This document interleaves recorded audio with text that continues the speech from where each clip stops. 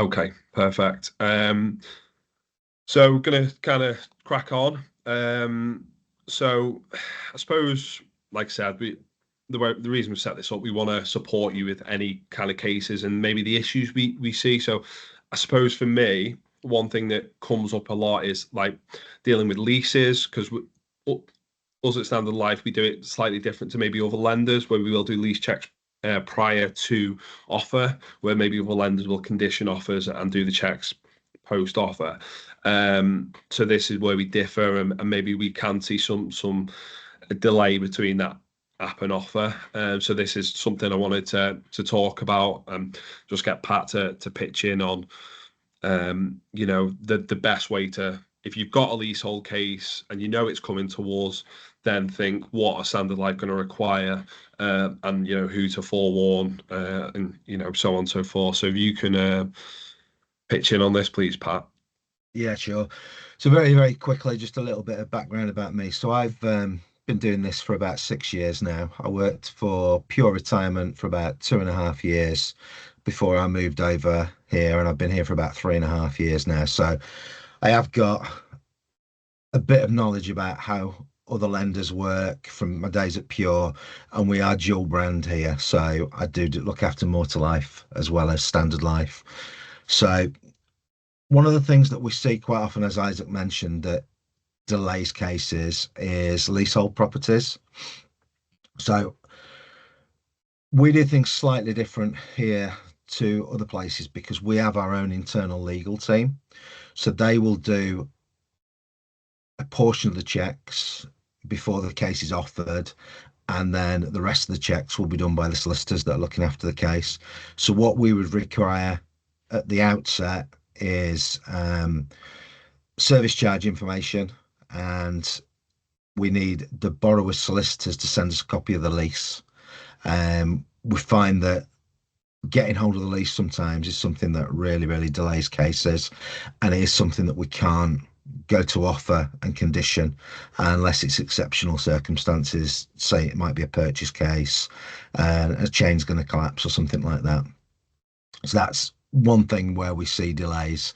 So if you do get a case where it's a flat or it's a house that was a leasehold house where they bought the freehold, if you can start looking to get service charge information and make the applicant aware they need to send a copy of the lease to the solicitors, or make the solicitors aware the applicant hasn't got a copy, so that they can start sourcing it. It will speed things up. I don't know how many of you are aware, but our criteria has changed recently. So cases that were submitted pre the 28th of October have been assessed on the old criteria. Anything after the 28th is on the new criteria. So we didn't used to do flood checks on our cases. We relied on the valuer to advise us whether there was a flood issue. Going forwards, we will be doing flood checks, and they will be in line with the same ones that we used to do at Pure. They do at Motor Life, so it's a pretty standard check. So it's the Gulf websites, isn't it, Pat? Yeah, it's the government website for England and Wales and Scotland. We do still just rely on the valuer because there isn't a specific website for Scotland. Good news, some essential repairs going forwards, we will be able to now do an undertaking. Just let me bring up my list. So if we see something that's classed as non-essential, maybe guttering, pipes, minor electrical repairs, repairs to fixtures and fittings, we now will be able to do an undertaking to get that done within 3 months of completion. It will mean that when we get the valuation in and there's repairs noted, we get a current value and we get an afterworks value. If you want to go with an undertaking, it will mean we have to use the current value, so it might affect the borrowing slightly, but these will only be instances where it's a small amount of work, so hopefully it won't affect things too much. If you did want to go with the afterworks figure and keep the same level of borrowing, you would need to get the work done before completion. So it gives us a bit more flexibility on that. Um, Home improvements are another one that Isaac's asked me to touch on. If there's an extension being built or internal alterations such as walls being removed, um, roof replacement, things like that, we would consider that to be a structural alteration. If it's a new kitchen, new bathroom, things like that, we wouldn't consider that structural. So um, we've got a bit more leeway there. With the structural alterations, we do need to know as soon as possible if they're being carried out so that we can start gathering the information we need. If it's advised on the application form there's going to be structural alterations, our admin support team will start asking for that information straight away. If it doesn't become apparent until partway through the process, we won't ask for that until it becomes apparent to us. If there's extensions and things like that, we will need planning permission. If planning wasn't required, we will need confirmation from the local authority that it is within permitted development. We'll need a copy of the building regs that are going to apply to any work. We'll need a quote. We'll need any plans and building specifications. And all this information gets sent to the valuer to review. We do this so that we can check that any extension that's built is going to be standard construction and it's still going to meet our criteria. If there's already flat roof at the property and it's going to be extended to make the flat roof area larger, we need to know that it's still going to be within our appetite, all these sorts of things. So it is really important that we get all this information in as soon as possible. Um, Just going to interrupt you there, Pat. yeah, So sure. Richard's asked a question here. So please can we see an increase in the minimum sum for retentions being waived? The current allowance range from 2,000 to 5,000 depending on funders, and even 5,000 is too low. These figures are just not realistic given the cost of property improvements or essential repairs has risen significantly pre and post COVID. These figures are extremely out of date. And then he just I suppose there's another point there. Guttering is not really going to change the value of the house by any significant margin. I suppose Pat was when he was saying about the guttering, it was just like the non-essential repairs where, it is guttering or, I don't know what else will be deemed non-essential, but just sort of minor alterations to the property, maybe more decorative than is going to cause damage, so to speak. So yeah, sorry to No, it's fine. I jump mean, onto the end of on the that, question, but the retention question, please, if you can, Pat. I mean, with regards to retention, I mean, we don't have a lot of control over that. It is set by the funder, and we have to sort of abide by what they deem is within their appetite. The fact that on the more essential repairs, we do hold a full retention gives us a bit more scope. Um, so personally, if there's recommended retention of 10,000, 15,000, 20,000, I would still proceed with that case because we know we're not going to proceed until the work's done anyway. So the figure of the retention is really sort of by the by. It's more to do with what has actually been highlighted as an issue and what the risks are. So if Okay. you do get uh, repairs over £5,000 with ourselves, and you find any problems, speak to Isaac, speak to Phil, speak to Sanjay, who'll get in touch with the underwriting team and we can take a view on it. Thanks, Pat. So let me have a look. What else? So Isaac asked me to mention briefly septic tanks, and why we do so many checks around that. Yeah, that's a question we received in. So, Was it? septic Okay. tank regs and why we need the reports. Yeah. I've got two cases in progress at the moment where we found out on one that the septic tank doesn't currently meet regulations, and on another case, we found out that the septic tank isn't currently fit for use. It's not working properly. In both cases, to get the septic tank either up to standard or repaired, it's costing over £30,000. So there is a lot of risk there to us. If we complete on a property and then find out at a later date that the septic tank either isn't compliant or does need repairs, because they are very, very expensive pieces of equipment. So that is why we do so many checks around that. What else have we had come in? There's a question here about property being used for commercial. Did you want to touch on that to start off with, Isaac? Yeah. So we do have some scope for a property being used for commercial, but it's more like the admin and kind of clerical work. I think with the new criteria, there is scope for a little bit more, but off the top of my head, I can't actually remember what we can consider. I don't know if you can pull that up, Pat, but I'm just having a look now, yeah. yeah, I suppose our concern is if they're running a business from the property, there's always that element of risk with it. Visitors, stock.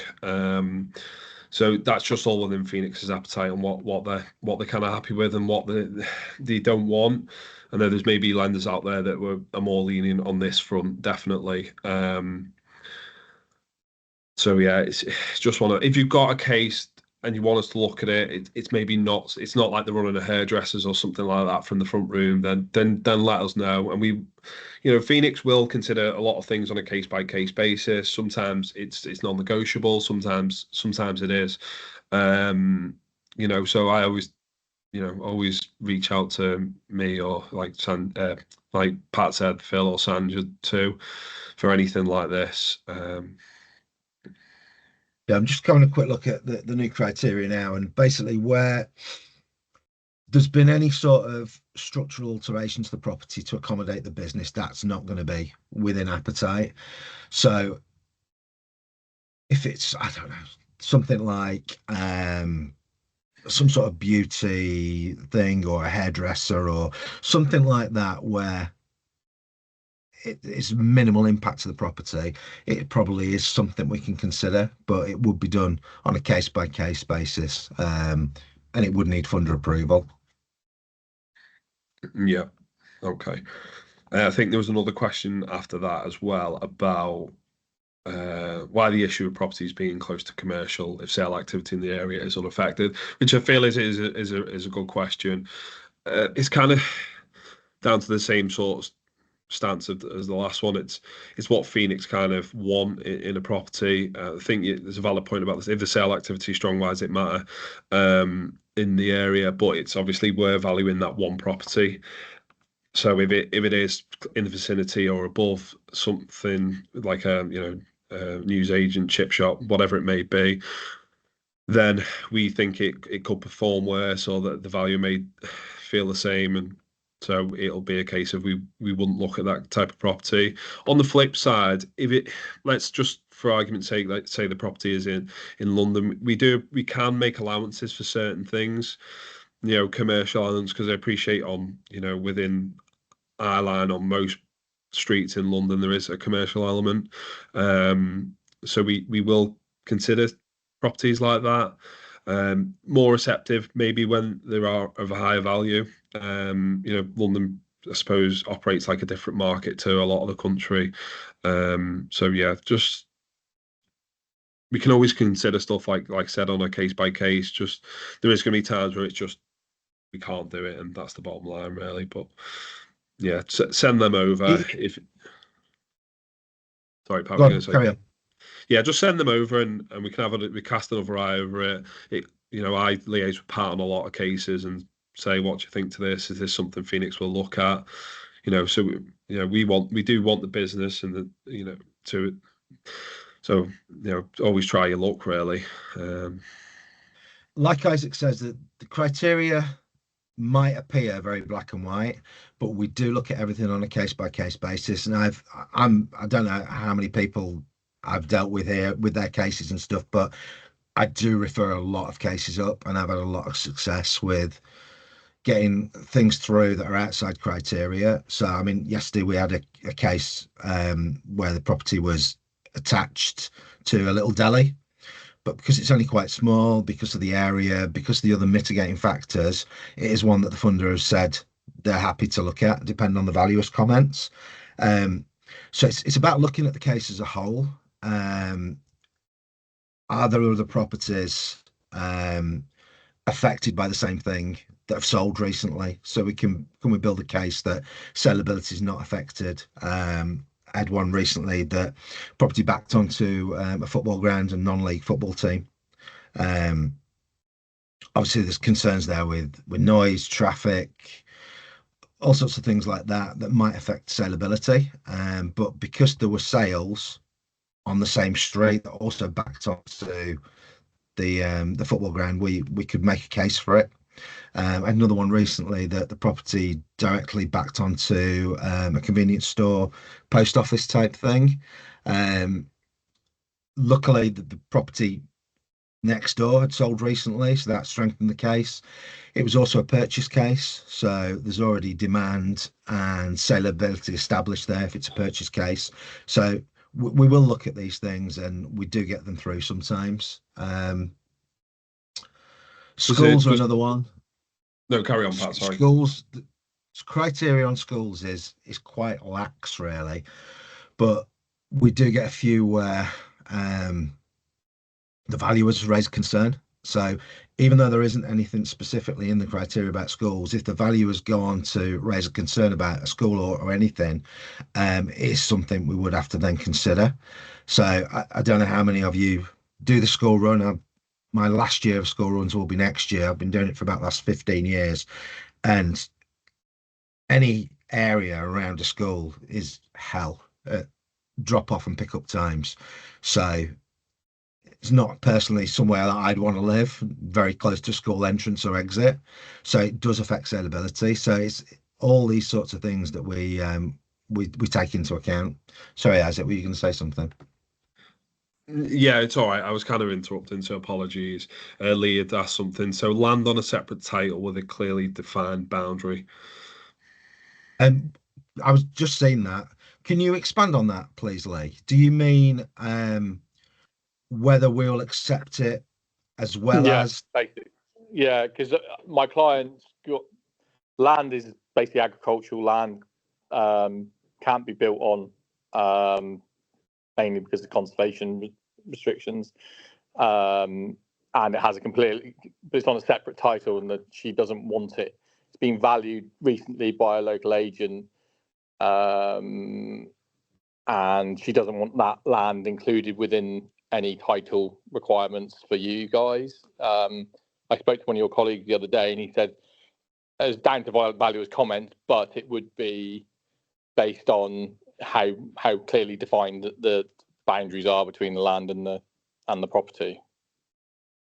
Yeah, it's one we'd have to take a closer look at. We'd also be looking, is that piece of land completely separate to the land where the property is, or is there any access over um, the additional land to get to the other property? If you're saying there's no chance of that land being developed or anything like that, that's obviously a big plus because that would be a concern. And if there's no commercial use on that property, then obviously that's a plus. But it's one Yeah, we'd have to look at as yeah. an I guess individual case.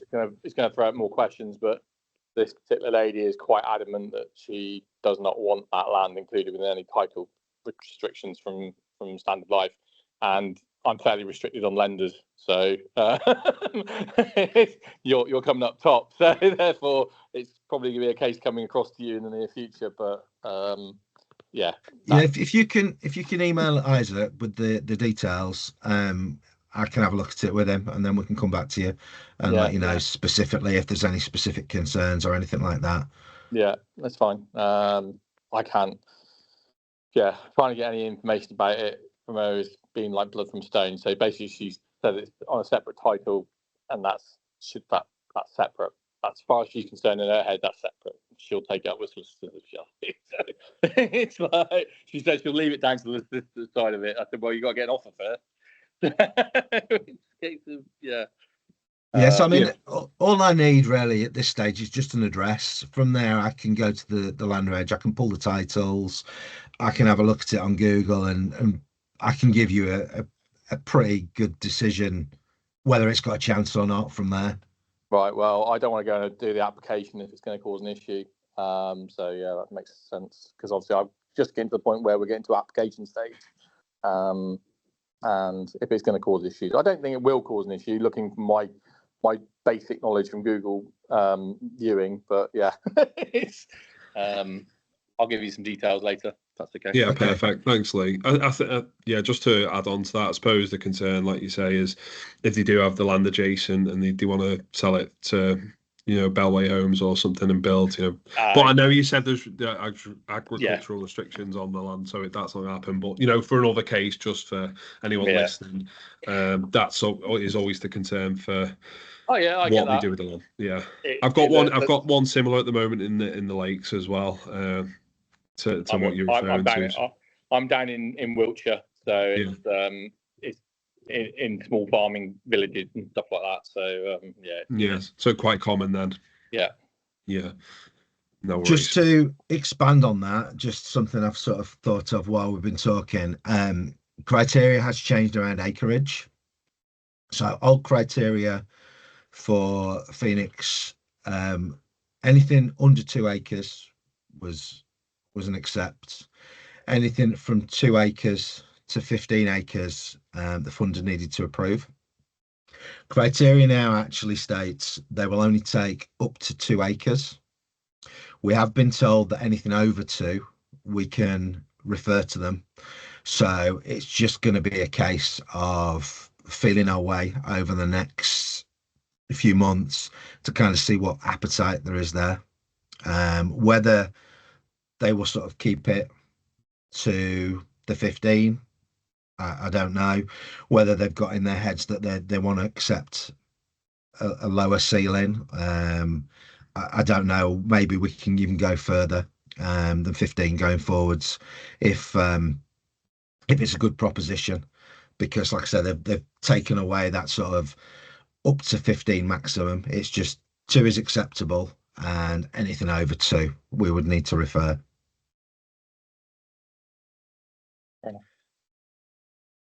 Thanks, Lee. Just looking through your questions now, Isaac. Yeah. I So I suppose think this you've is got a one couple now. I'll cover. So why is there not a product given LTV as the reward instead of interest rate? At this point, if a Rio can go up to 75% with interest payments, so can a lifetime mortgage. Yeah, it's a valid point. I take that. I suppose because obviously this is in relation to our Horizon interest rewards. For anyone that doesn't know, you choose a payment term, 5, 10, 15 years, and you receive a rate reduction while you're servicing the interest. So the question was, why not give a higher LTV? I suppose the simple answer is it's not affordability assessed. So we can't give them more money because we're not really doing any additional checks, if you like. The onus is on you to say if that is affordable for the client. They've still got security of tenure, so there's no risk of repossession. So that will kind of be the short answer. There is obviously plans out there that are doing that. We obviously went with a different approach. It's landed really well, in all seriousness. So I appreciate what you're saying, but why would you maybe recommend us over Rio if that was kind of the other parts of the question? You're not affordability assessing. There's no age. I know there's the age restrictions on a Rio, but I know Rios can be hard to place. Let's just say. So there's always them elements. And rate wise, I'm not saying it's better rates than Rios all the time, but it's definitely been competitive with Rios throughout this year. In certain instances, from what I'm aware of, correct me if I'm mistaken there, but that's why we don't unfortunately offer higher LTVs on that plan. Our highest LTV is 52%, so it's not too far off the max LTV products in the market, and our rates are compared to those high LTV products are competitive in that space. So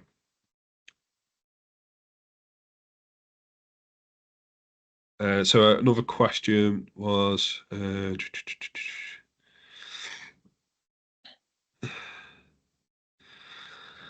so I've already queried this and understand we would be happy with it. 76-year-old who has been repossessed about 12 years ago after missed payments. After going self-employed and struggling, there was not enough for the mortgage to be fully repaid and leave her with a lump sum. She owns a property unencumbered and looked for about 20% LTV with a drawdown. Yeah, that'll be fine. There is some changes on criteria in relation to adverse. So previously, IVAs, satisfied, unsatisfied, we could consider them. Now they have to have dropped off the credit file, so have been satisfied for 6 years. CCJ's maximum 5,000 as well, so that has changed too. So yeah, I suppose bear that in mind. And with the new criteria, the guide is now available on the website, so feel free to go onto the website and pull that if you want. I know most people on this call do pre-app checks to our broker support, to your TAM, to myself, or whoever it may be. So obviously, if you ask us a question, it will be on the new criteria, and we'll confirm whether we can or can't lend. But there is some changes in there, and I suppose the adverse and the flood risk would be, or the flood zone would be I suppose the two ones that have changed the most, where we had different stances to other lenders, and we've kind of reined it back in. I suppose it's down to that, like what Richard say, that we're cautious with home improvements. Yeah, that is the case. Just to be completely transparent, Phoenix got a big book of business, been in the space for a long time, lending money, and they were quite lenient in the past with home improvements. So they got a back book of cases where they're dealing with this years down the line, where the client said they're going to do this on an undertaking and it's never been done. And then sometimes Phoenix will have to foot the bill. So that's why they've maybe pulled back in certain instances of, maybe home improvements and so on. We can do them, but there is that element where we want to make sure, our investment is secured, so to speak. I'll just jump in there quickly, Isaac. Yeah, sure. I'm just going to expand on that. So all the criteria is there for a reason. It's all any criteria that's there in the past or any that's been changed recently. It's all due to something that's happened. It might be a specific case that's caused an issue, or cases, and that's why they've tightened up. Similarly, if they find that something maybe isn't an issue, it can get loosened. So I'm just looking now. In the case of commercial, it used to be that if property was directly adjacent to commercial premises, it was outside criteria. Everything else was acceptable. The criteria now for proximity to commercial basically just says we'll review it on a case by case basis. So it opens it up that even if something's directly adjacent, we can still now take a look at it. So that's one example where it's been loosened. With regard to your home improvements and the adverse, like Isaac said, there's a lot of research gone into the back book and gone into the cases where we get problems post completion, and they tend to be where the structural improvements that were planned, where there was adverse credit with the property. So that is why there's been changes to that. Yeah, I suppose the risk with something like adverse is the rack up a load of debt post, releasing the funds, and it probably doesn't happen very often. But then there's a charge on the property when it's come to be sold, things like that. Right. So next question. So it's Imra. Let's just find it. So semi-detached grade 2 listed. So we can consider grade 2 listed, cottage, thatched as well. Correct me if I'm wrong, Pat, but if we can consider thatch, or we could, and I'm assuming we can on the new criteria. Yeah, that's However, not changed. The property is cob, which we won't consider, I'm afraid. Yeah, unfortunately it's just one of the things that Phoenix won't lend on, won't consider it on a funder referral, from my knowledge anyway. I've not had one where it's gone through. So yeah, that's just unfortunately, we can't do anything with that one, I'm afraid. Uh, and then I suppose what I wanted to highlight as well, when we were talking about leases, Pat, I'm sorry I didn't bring this up at the time, is when it comes in and the case is leasehold, we'll send that to the client solicitors. So you want to make sure that the client solicitors is aware to send it back with, even though it is pre-offer, we do expect the client solicitors to get it over to enact. The quicker that comes back to us or enact to us, then the quicker we can move to offer. So just, be aware of that. The service charge stuff as well. That's going to be asked straight off the bat. So have that information to hand, because like I said, there can be delays if you like, but due to getting this sort of info. So if someone says there is, ground rent, service charges, and then on the leases as well, what sort of things, Pat, are we looking out for? Why we don't offer? Because I know, doubling ground rent is obviously a big thing. There's all that type of stuff, and that's why we don't want to offer. We don't want the client to instruct solicitors and pay, and then we have to, retract our offer because there's something in the lease we don't like. That is our stance. Even though it's different to others, I think there's that element of we don't want the client to progress, and it's our time as well that we get the lease, and then we have to pull the case essentially. So yeah. Yeah, I mean it's horses for courses, isn't it? When I was at Pure, they were very, very concerned with their app to offer time. So they put a lot of conditions on offers, and it just meant it took longer to get through the post offer process. We try and do as much as the work upfront as we can, so there's less conditions. So once it goes to offer, it goes quicker from that point. Um, with the best will in the world, the best people to be looking at this are the underwriters and the pre-offer team. So if we just put a load of conditions on just to get it off our desk and pass it through to the post offer team, what we find is it generally just keeps on coming back anyway, because these types of situations and these types of queries around leases and things like that can be really, really complex. I mean, half the time I don't even try and answer them because I'm not legally trained, so it would go to our internal legal advisors to to look at and to advise us on. Um, so, like I say, it's yeah, maybe we take longer to get to offer sometimes, but then when we do get to offer, there's less to do in the post offer phase. So it's like I say, it's just the way that we try and do things, get as much done up front, so there's less chance of that offer having to be pulled. You're just touching there on doubling ground rent. There's quite a few things that would be outside criteria for us with the lease. There's quite a lot of ground rents where the value of the property or the value of a block, if it's a flat, is used to determine the future ground rents. That again is something that we won't consider because it's just such an unknown variable. We've just got no idea how the ground rent's going to be affected going forwards. Yeah, it's linked to the HPI. Yeah. I had one of them recently. I think it was Yeah, this week actually.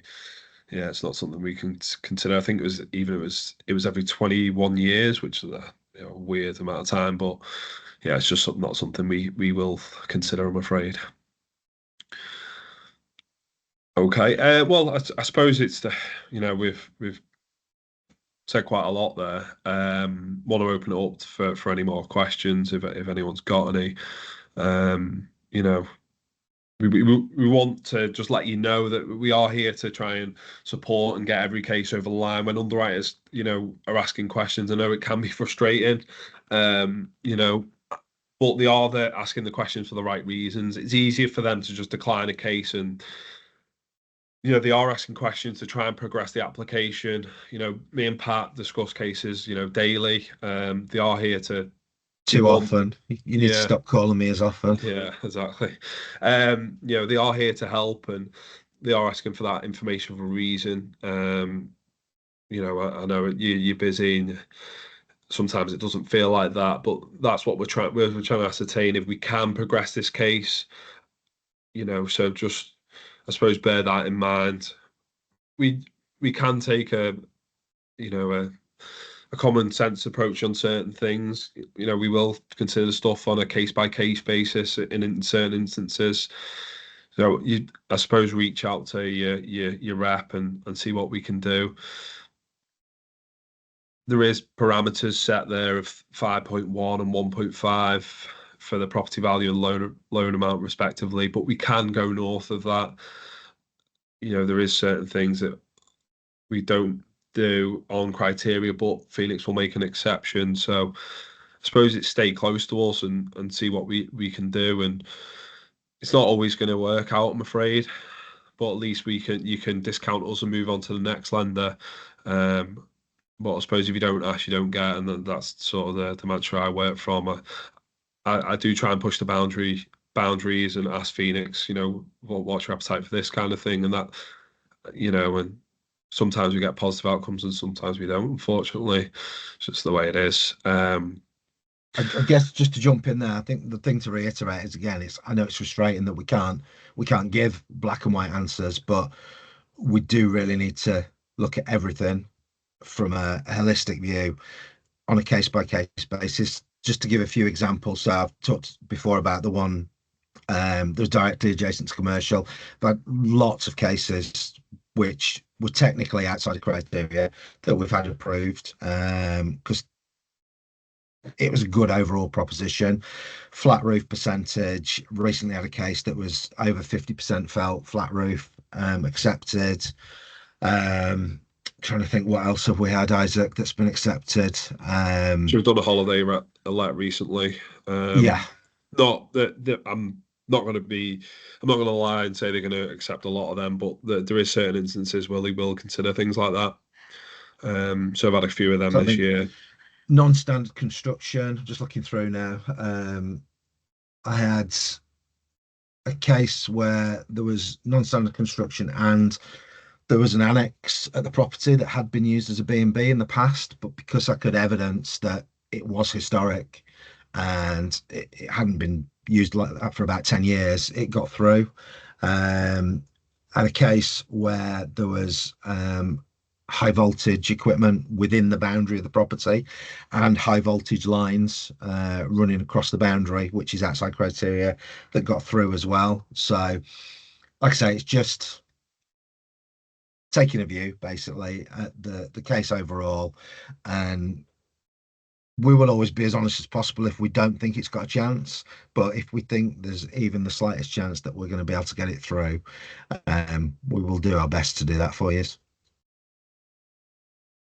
Thanks, Pat. So there's a couple of things in the Q&A that I haven't picked up. People putting stuff in the chat, and I didn't realise people put questions in the Q&A. So as Mike had said, not a question as such, but the interest for all product is also not a contractual payment, in that if payment ceased, then the rate just reverts to a higher rate, whereas Rio's work differently by requiring full underwriting, enabling a higher LTV. Yeah, exactly. So thanks, Mike. Fair, yeah, correct. So obviously with the Rio, it's affordability assessed. If they stop making payments, the house is at risk of repossession, where we don't have that. And then there's another case here from potential case Michael Wright. Would you consider a barn converted 30 years ago, brick at the back, timber frame at the front, weatherboard over? So for that one, I'd need to know what the weatherboard is over. If it's timber frame and then it's just a thin layer of some sort of cladding, it's probably not one that we're going to be able to consider from the sounds of it. But I'd really need more information to be 100% certain. So if it was brick, like an outer leaf, with then the weatherboard over, then it's potential. Yeah, Would if we it's write it? brick, block, stone, anything like that, and then the weatherboard on top, that wouldn't be an issue. But it would be down to the thickness when the valuer looked at it, and like I say, what else is involved there. Yeah. Okay. Perfect. I suppose so. Any questions? I know you've obviously got the Q&A facility in the chat if you want to ask them, but feel free to fire them now. If there's anything you want to discuss post this meeting, feel free to give me a call or drop me an email. So perfect, no worries. Like I said, Jen has put the links for the other webinars. So you got an act on next week with our case owners if you need any support with the post offer, and then we've got another one in relation to our tools at the end. Our criteria guide is available on the website, so feel free to go and get that. But like I said, reach out to us and do your pre-app checks, and we'll kind of do the work for you on that regard, or use your sourcing platforms because I know they have sort of facilities for criteria and so on. Yeah, we've got the EPCs, Horizon Interest Reward, hopefully back in the next couple of weeks. As soon as we know more, we'll let you know. I want it, and we want it back as quick as we can too. So hopefully we're not waiting too much longer for that. Let's see what today brings with the Bank of England base rate review and the Fed as well. Let's hope there's some positives from that and affects the 15-year gilts. Because I know we've seen some volatility over recent weeks and rates have gone up. So let's hopefully be in a better space come tomorrow and moving forward into next year, because as we all know, it's been a tougher market these last couple of years. So hopefully we are moving in the right direction, and that's our sort of expectation now, that hopefully things can start improving again. But thank you for coming on. I appreciate you taking time out of your day to be with us. I hope you found it useful. Please reach out to us after this with any cases. Lee, that one we've discussed. Anything else, we're here. We're only a phone call away. Or to all the broker support or your telephone account managers and so on. So yeah, thanks for coming, guys. Really appreciate it. Hopefully speak to you soon, and yeah, have good days. Thanks, Pat, as well. Thanks for your time. Welcome. Yeah, excellent. Thank you, everyone.